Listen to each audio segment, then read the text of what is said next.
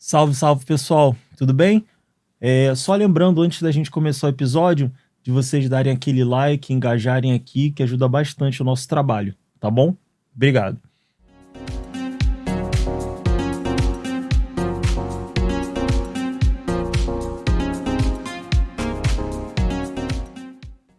Salve pessoal, tudo bem? Bem-vindos a mais um episódio do Papo de GC. E hoje eu queria trazer uma provocação para vocês, porque a gente ainda fala muito sobre a categoria de capilar dentro do varejo e muitas vezes a gente trata essa categoria como um benefício funcional. Mas vocês já pararam para pensar que de repente ela pode ser uma das categorias mais emocionais que a gente tem? Por isso hoje eu trago aqui para conversar comigo o Lucas Reis, um grande amigo, um querido, ele que hoje, né, é trade de uma das maiores empresas quando a gente fala do universo capilar no Brasil, que é o Grupo Bora Brasil, com Scala e Lola.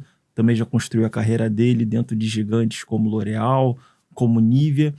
E hoje ele vai bater um papo aqui com a gente para explicar um pouquinho melhor sobre o que é esse universo capilar, quais são as peculiaridades que funcionam dentro desse universo, quem é o cliente que vai comprar e principalmente qual a identificação que esse cliente tem junto com essa categoria. Então, Lucas, obrigado por ter aceitado o nosso convite e muito bem-vindo ao Papo de GC. Obrigado, Bira. É um prazer enorme estar aqui, um super querido. Acho que primeiro parabéns pelo canal, muito bom ver essas iniciativas acontecendo, tanto para a indústria quanto para o varejo, né?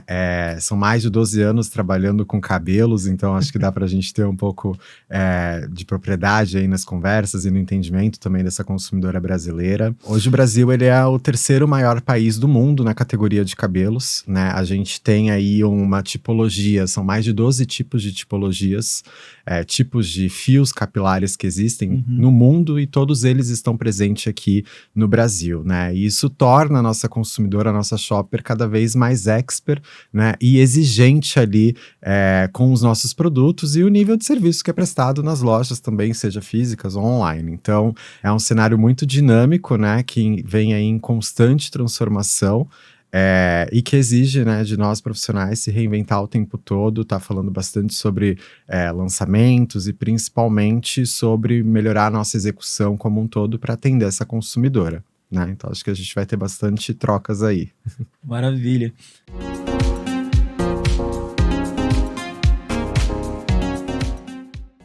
Então, assim, é ótimo saber desse todo esse teu background aí.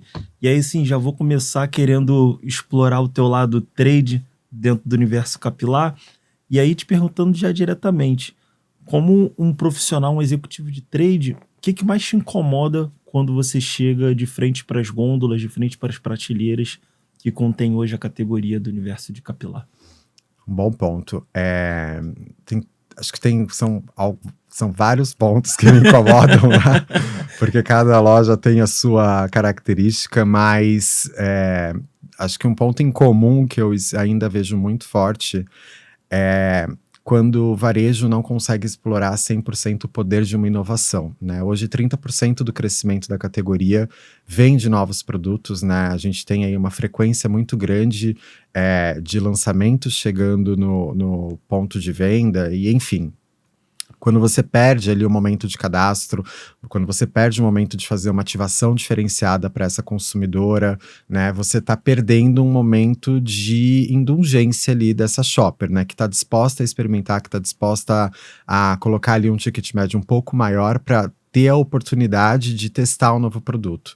E se ela não vai fazer isso na tua loja, com certeza ela faz na loja do lado, seja qualquer ambiente de varejo, porque cada vez mais essa consumidora é omnichannel, ela pesquisa antes no online, ela tem ali hoje em dia o acesso, né, à informação e principalmente a força que a indústria traz às inovações no mercado como um todo de comunicação é muito alto. Então, se você perdeu a largada, você já não está jogando o jogo, né? Você perde de WO. Sem dúvida. E aí, aproveitar com esse ponto, Lu, e te perguntar, como é que você vê, e se existe na tua visão, uma desconexão entre a estratégia hoje traçada pela indústria, a execução que o varejo implementa e o entendimento do shopper? Porque, como você muito bem colocou, Hoje, esse cliente final, né, esse shopper, ele é omnichannel, ele tem vários pontos de contatos diferentes, mas a gente ainda encontra falhas do ponto de vista de execução quando a gente chega ali na frente da gôndola. Então, para você hoje, dentro desse tripé de estratégia da indústria, execução do varejo e entendimento do shopper, como é que hoje esse tripé funciona e se existe algum tipo de desconexão quando a gente fala desses 3 pontos? Gostei da pergunta. Eu pensei um pouco, né, enquanto eu ouvi você falar. Cabelos é sobre identidade, né? Eu acho que a gente vai explorar um pouco ainda mais à frente sobre esse tema, mas quando a gente olha e entende que essa consumidora, né, ela se comunica através do cabelo dela, ela coloca ali toda a sua força, né, quem ela é no cabelo, e eu não tenho um varejo que valoriza essa categoria na medida que ela valoriza o cabelo, né, a identidade dela, automaticamente eu não estou atendendo a expectativa dessa consumidora. E indo além, quando você tem uma indústria que não consegue entender as diferentes missões de compras de cada tipo de canal, né, para oferecer um portfólio mais adequado, um nível de execução mais adequado, no meu ponto de vista, é quando as coisas começam a não conversar, né? Você tem, de fato, ali esse tripé não funcionando. Você tem uma indústria trabalhando com um jogo que não pode ser one fits all, né? Você tem ali uma particularidade de cada tipo de canal. Você tem uma indústria, um varejo que precisa estar aberto, né, a se desenvolver, né, e colocar a perfumaria ali no centro, né, da estratégia. É uma categoria que vem crescendo muito ao longo dos anos. E a consumidora, ela já está no ponto de venda, né? Ela está ali disposta, né, a experimentar e acho que a gente vai falar sobre isso também, mas ela não é muito fiel às marcas, né? Ela tem ali uma média de 4 a 5 marcas no seu banheiro. No próprio banheiro de sua casa, tenho certeza que tem várias marcas de cabelo. Bastante. Com 5 pessoas em casa, exatamente, tem bastante marca exatamente. Então, você precisa atender essas expectativas e entender os formatos e modelos que vão adequar ali essa estratégia. Maravilha.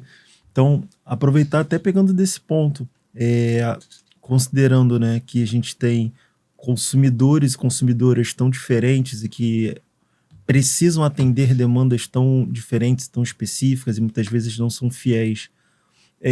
Se você entra hoje dentro de uma loja ou dentro até, enfim, de um site, né, enfim, um app, porque o ponto de venda ele também pode ser online, o que na sua concepção faz uma marca, né, você entender que uma marca hoje ela está jogando o jogo corretamente de uma marca que está simplesmente ocupando um espaço para tentar vender de qualquer forma?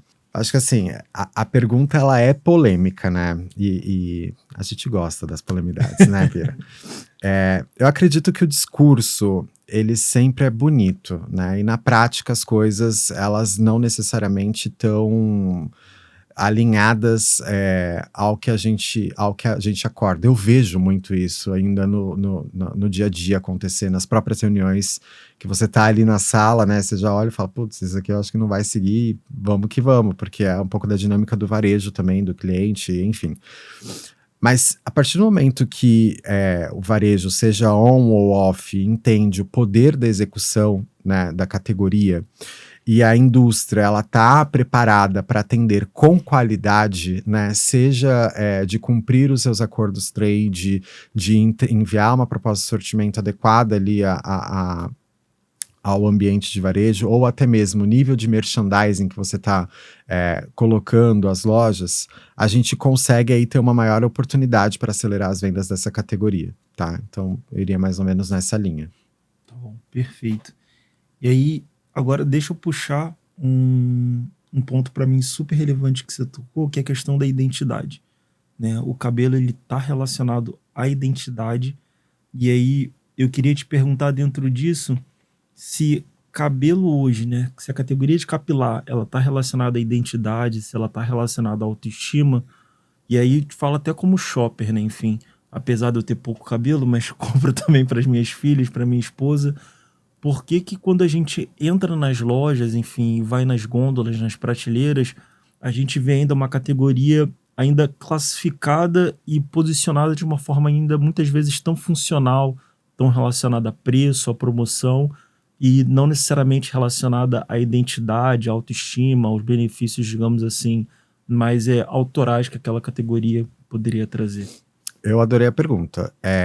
Para mim tem muito. A gente tem alguns cases bacanas que as marcas globais, alguns cases brasileiros que marcas globais conseguiram executar, que melhoram a qualidade da execução, né? É, a gente pode falar do Rio Dourado de Pantene, a própria blocagem que a Elseve vem fazendo muito também no mercado. A gente vê também outras marcas, Seda conseguindo garantir também uma excelente execução, Dove agora. Mas acho que mais do que o que essas marcas fazem é o padrão, né? Quando você traz ali a funcionalidade, né? Então, varejos que segmentam ainda muito pautado em preço, promoção, tá perdendo uma oportunidade de construir valor agregado, né? Quando a gente olha, né, esses cases que eu tô falando, nada mais é do que a gente conseguir garantir que o posicionamento correto vai estar para os produtos que trazem maior margem, maior valor para a categoria como um todo, que são os casos dos finalizadores, dos próprios óleos de tratamento blocados no centro da gôndola, estando disponíveis ali, né, na altura dos olhos da consumidora. As próprias inovações, né, tendo ali uma massividade e expressividade de volume, porque tem de ter um giro maior. Tudo isso contribui para o crescimento. Eu acredito que ainda a gente tem muita oportunidade no varejo de ver essas execuções acontecerem por uma falta mesmo de instrução da indústria para o varejo. É um desafio ainda levar, né? O Brasil tem muitos pontos de venda, a gente tem uma numérica muito grande, e você alcançar todas as numéricas para garantir essa execução é desafiador. Não são todas as indústrias, na realidade é o oposto. São poucas as indústrias que conseguem, né, ter uma alta cobertura de merchandising para garantir execuções como essa. E um super desafio para o varejo priorizar esses tipos de execução. Mas uma vez que priorizam, né, a gente consegue ver excelentes cases acontecendo aí também. Brilhante, Lu.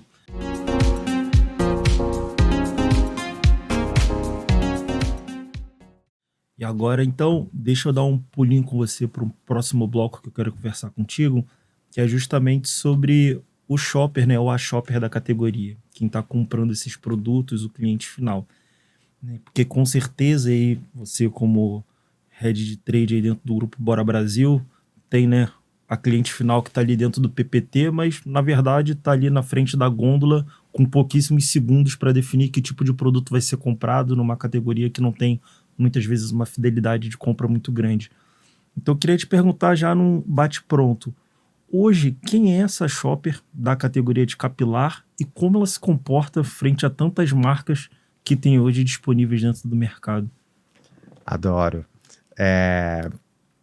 Bira, é muito difícil te dizer uma persona, né, de cabelo. Então, vou te responder que essa consumidora ela é uma consumidora plural, tá?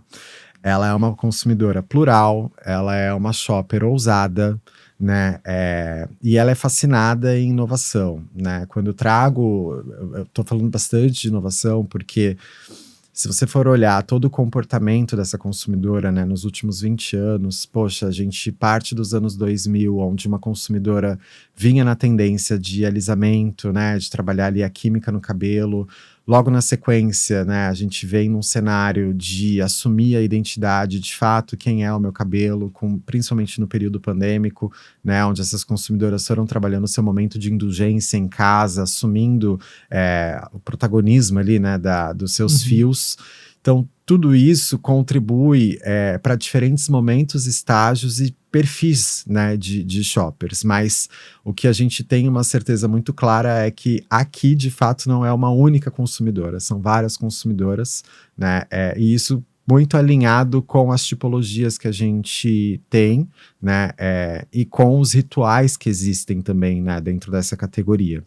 Eu acho que quando a gente olha para o social listening, que a gente eu sempre tento acompanhar bastante, essas consumidoras elas estão cada vez mais sendo protagonistas do que vem para o mercado, né? Acho que a gente inverte os papéis, não é mais a indústria que lança produto, são os nossos consumidores, e as mídias sociais provam muito isso, né? As provocações que são feitas, né? A escutativa que a gente precisa ter nesses ambientes, justamente para a gente conseguir trabalhar com um caminho, né, de portfólio que atenda essas necessidades, e que elas se sintam cada vez mais confortáveis em ser quem elas de fato são, né, e assumindo as suas identidades.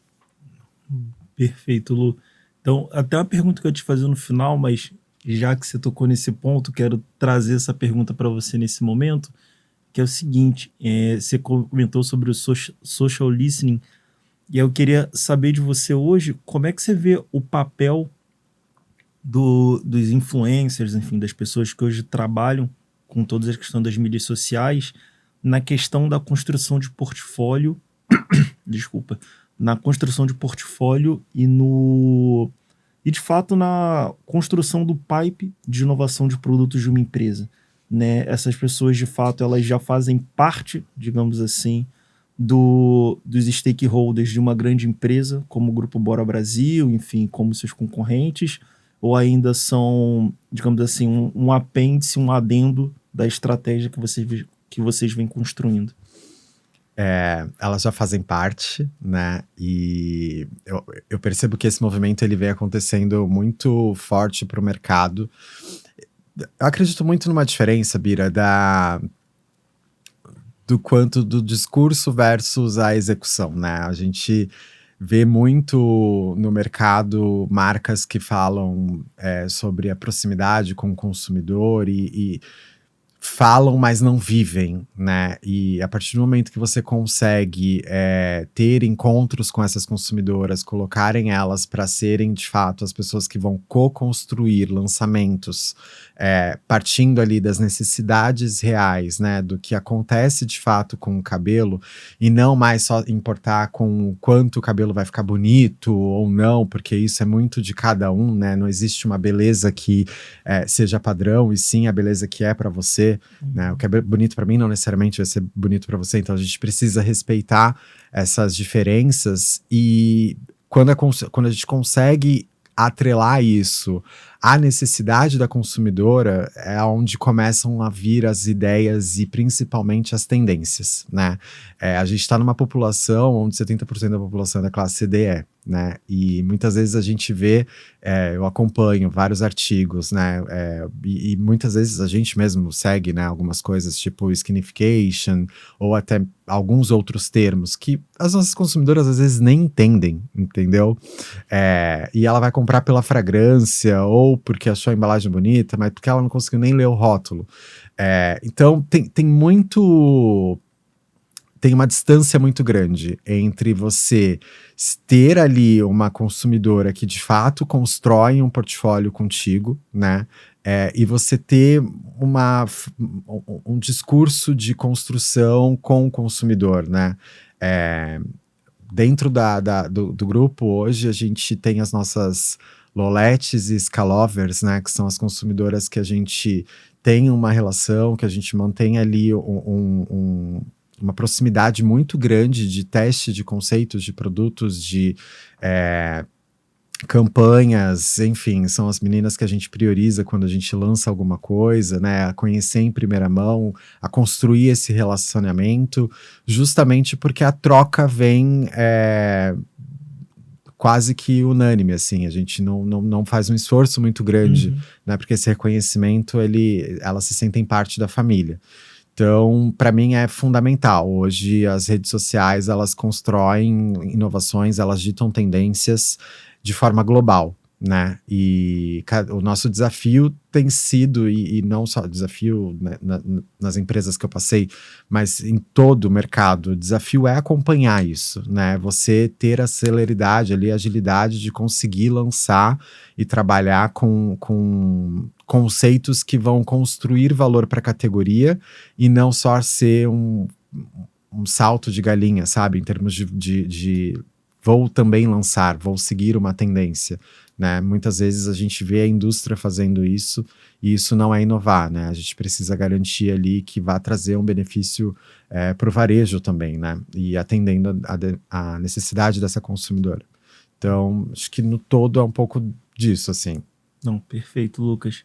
E aí, aproveitando então, queria retomar para o ponto dessa cliente que hoje está comprando a categoria, que para mim tem uma questão que ela é muito sensível, que é o peso que essa cliente ela dá na hora de fazer a sua jornada de compra, na hora de ter sua decisão de compra, que para mim sempre é um grande debate nas empresas, que é o que pesa mais para essa consumidora?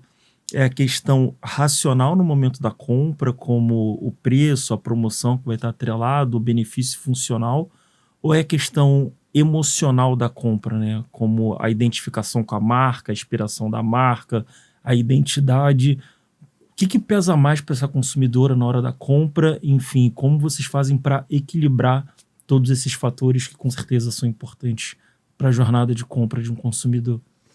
É super bacana porque a categoria de cabelos, ela é uma categoria grande com algumas outras categorias, né? E aí a gente costuma dizer subcategorias dentro dela. Então, quando a gente fala sobre entender o consumidor, já parte daí, né? Por exemplo, a expectativa que uma consumidora tem com a categoria de shampoo é completamente diferente de uma categoria de tratamento, né? Shampoo hoje ele é muito mais funcional, né? Ele tem que promover a limpeza, né? A consumidora tem aquele negócio da espuma, o brasileiro tem esse negócio da espuma, tem que espumar. Então, você precisa partir atendendo essas necessidades, completamente diferente de tratamento. Né? Quando a gente fala de tratamento, é o momento onde ela tá mais emocionada, né? Se a gente fosse colocar de alguma forma. É onde a gente, inclusive, consegue trabalhar bastante a fidelidade, né? Se eu consigo ter uma entrega de performance e produto em tratamento, eu consigo fidelizar mais essa consumidora em outros segmentos também. Então, o comportamento ele varia ali dentro das subcategorias, né? E ela pode ser tanto funcional quanto extremamente emocional, né? E isso é complexo, e é uma categoria complexa mesmo, tá? Não, maravilha. E aí, então, aproveitar e te perguntar, por ser já uma categoria tão complexa, enfim, que cada subcategoria, né, tem, digamos assim, a sua própria identidade, o que você pode me falar sobre o quanto essa shopper ela é influenciável dentro do ponto de venda? Que com certeza, enfim, como executivo de trade, imagino que vocês fazem diversas ativações ali dentro do ponto de venda para tornar a categoria cada vez mais atrativa. Então, quais são as peculiaridades dentro de ponto de venda, o que varia de uma subcategoria para outra, o quanto esse cliente ele se torna influenciável na hora da compra quando a gente fala do universo de capilar? Acho bacana. Se a gente for parar para olhar, essa consumidora, como eu falei, né, ela tem ali em média mais de 4 ou 5 marcas dentro do banheiro dela. A taxa de fidelidade ela é extremamente baixa porque ela tá aberta a experimentar novos produtos o tempo todo, né? E o mercado, né, a indústria vem muito forte na pegada de inovação e por isso que grande parte do crescimento da categoria vem de inovação. Dito isso, quando a gente olha para o cenário do PDV ali, seja online ou físico, é um desafio enorme, Bira. A gente conseguir manter ali essa consumidora leal, sabe? Ou trabalhando seus pontos de força ali das marcas para conseguir sustentar isso a longo prazo. Mas no meu ponto de vista, a gente consegue trabalhar muito as ativações para fortalecer cada vez mais a conversão em vendas, né? Trazendo ali um benefício maior para o varejo. Então, a gente vem fortalecendo muito isso, eu percebo de diferentes formatos, cada vez mais novas campanhas de compra e concorra, né? Campanhas em TV, players assim, investindo pesado para se diferenciar também nesse mundo competitivo ali do PDV versus a consumidora. Perfeito.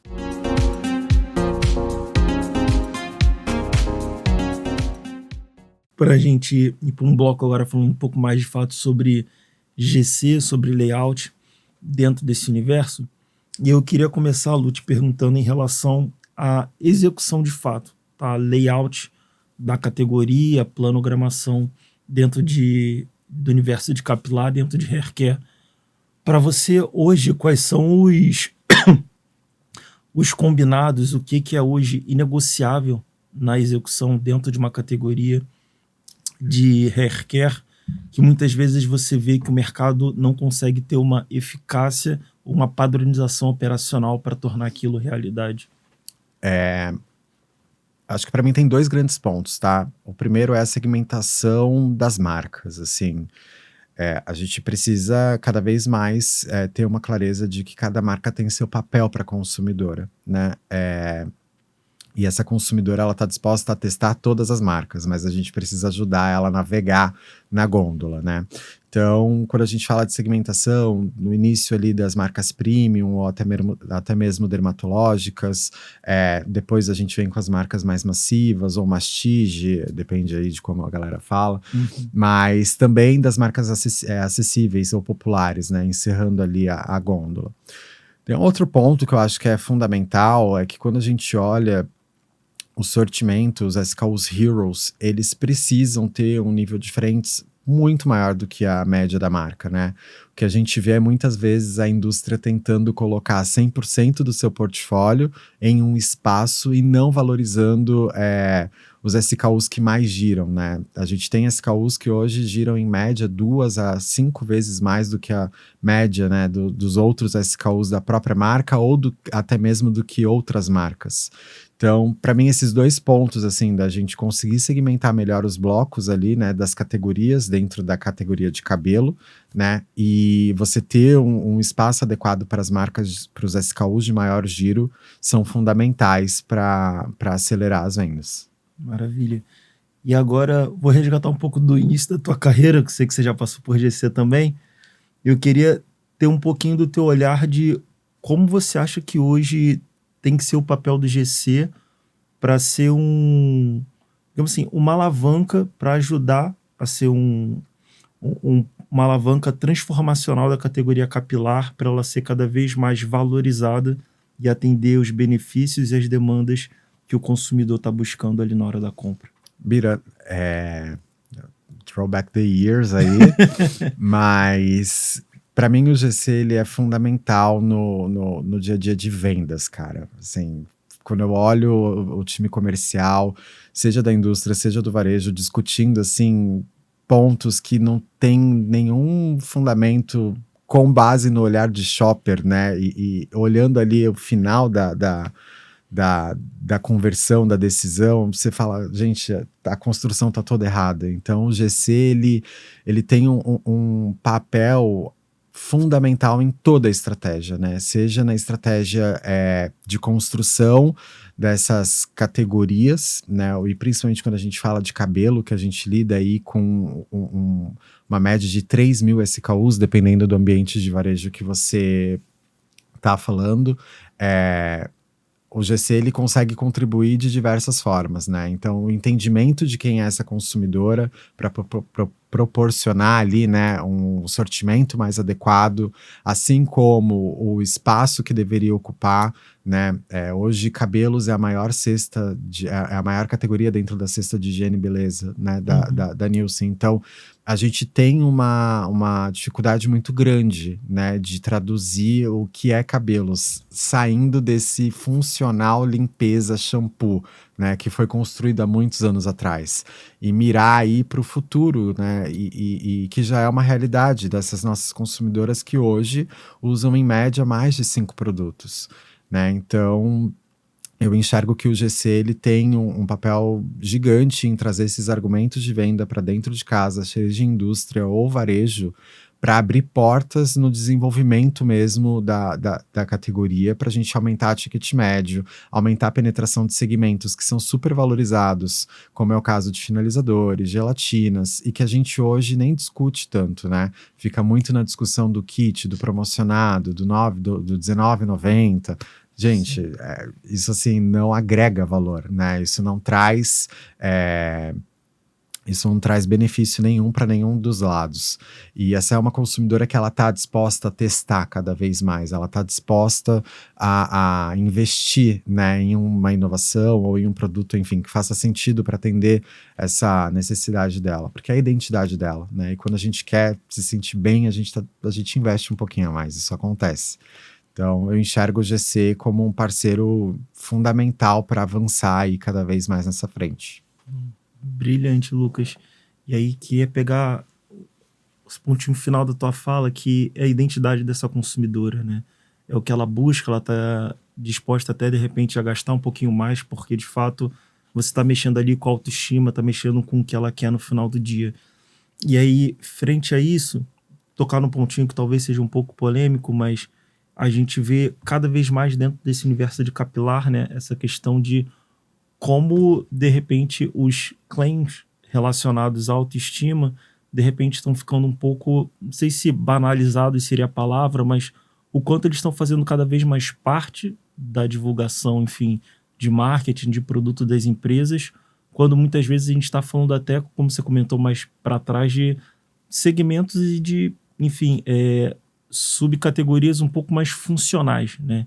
Então eu queria te perguntar hoje, como é que você vê esse papel da comunicação e da identificação que de fato as marcas têm que ter do ponto de vista aspiracional com as suas consumidoras versus essa questão talvez de um pouco de banalização do uso dessa questão de autoestima para as pessoas que compram a categoria de capilar?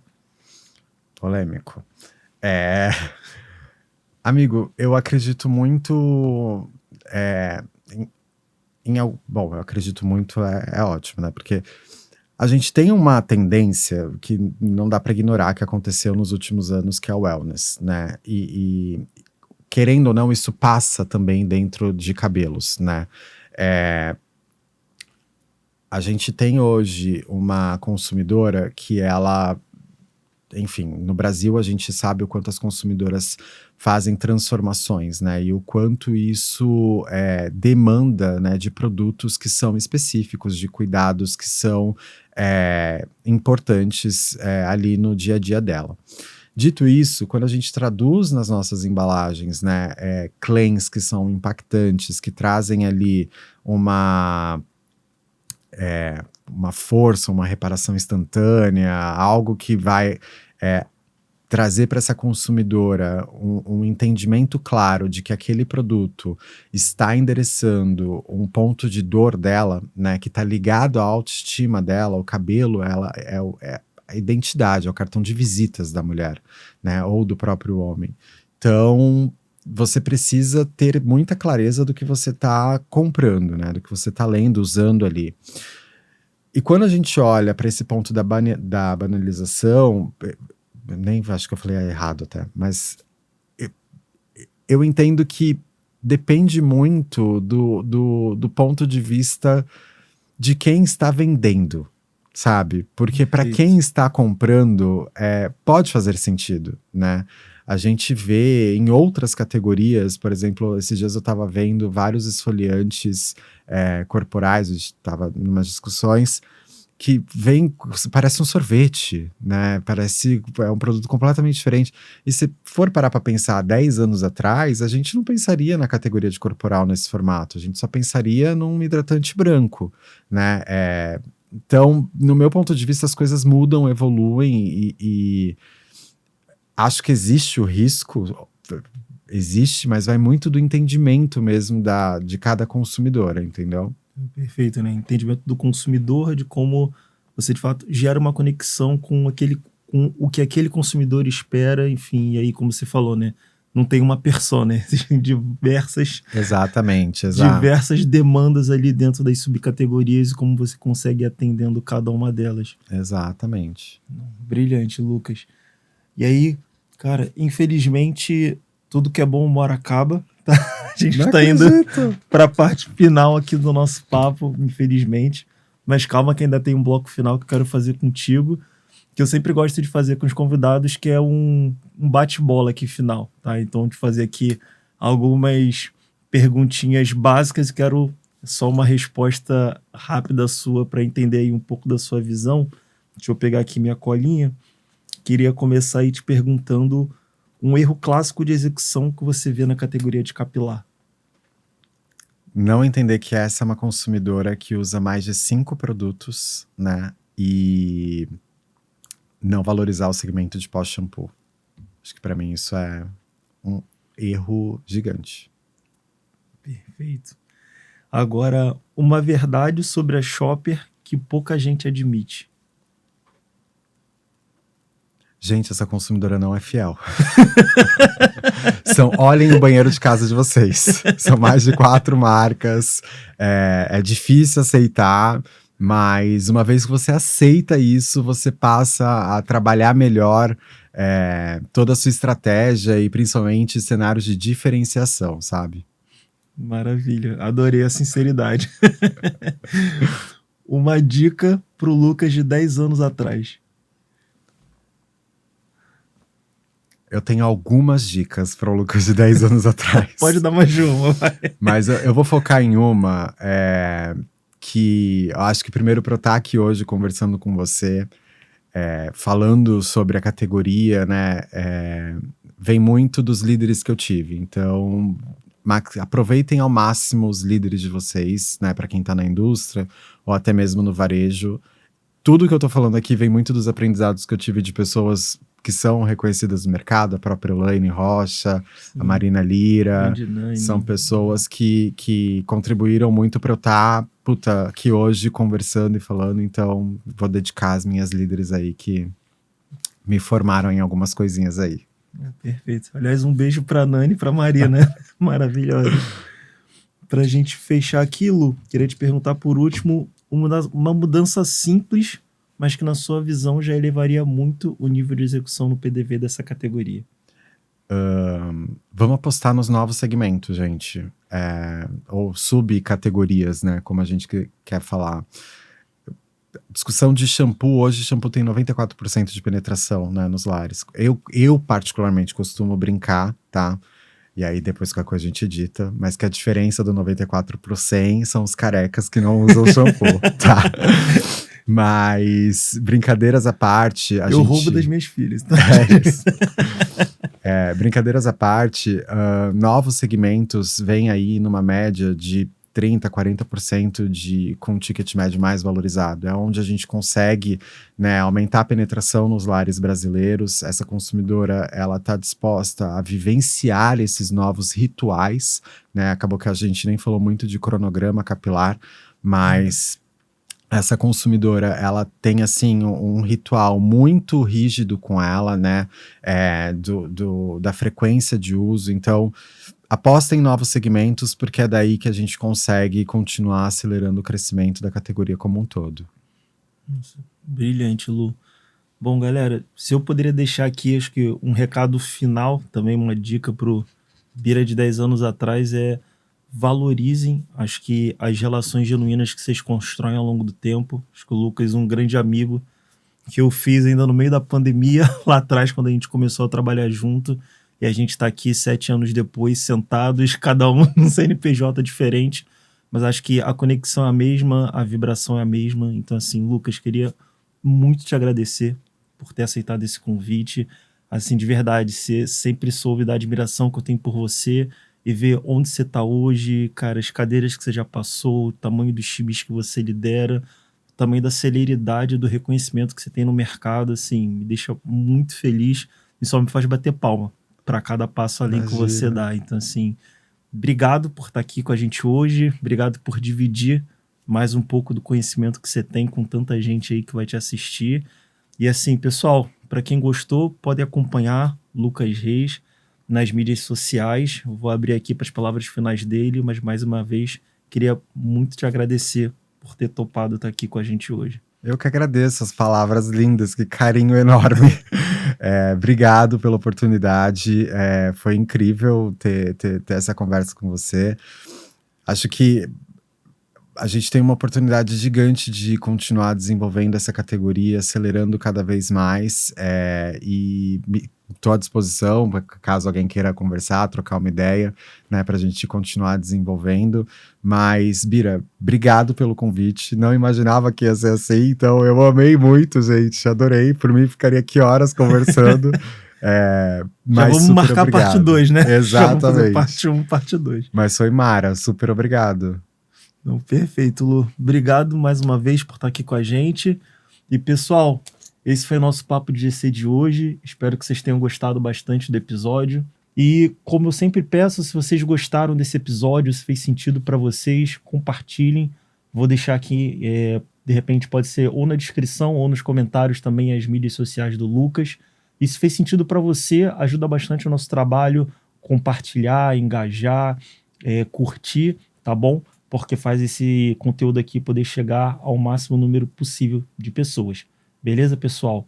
É isso, mais uma vez, obrigado, tudo de bom e até o próximo Papo de GC. Um abraço, galera.